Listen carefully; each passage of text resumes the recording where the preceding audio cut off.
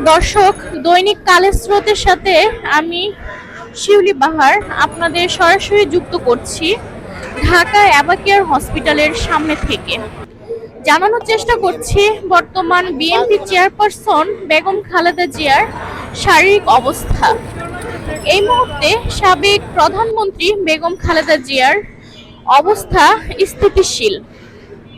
হসপিটালের সিসিইউতে এখন পর্যন্ত তিনি চিকিৎসাধীন আছেন দেশি বিদেশি চিকিৎসকদের নিবিড় পর্যবেক্ষণে।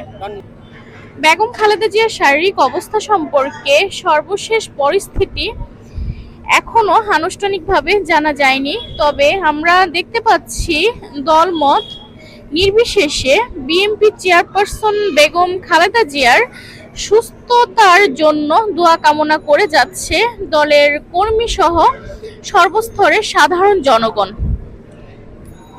দর্শক, আমরা বেগম খালেদা জিয়ার পারিবারিক সিদ্ধান্ত জানার চেষ্টা করেছি। এখন পর্যন্ত পরিবার থেকে আনুষ্ঠানিকভাবে কিছু জানানো হয়নি, তবে আমরা যতটুকু জানতে পেরেছি বেগম খালেদা জিয়ার শারীরিক অবস্থা কিছুটা উন্নতি হলেও তার চিকিৎসার জন্য এয়ার অ্যাম্বুলেন্স করে সিঙ্গাপুর অথবা অন্য কোনো রাষ্ট্রে হস্তান্তর করা হতে পারে।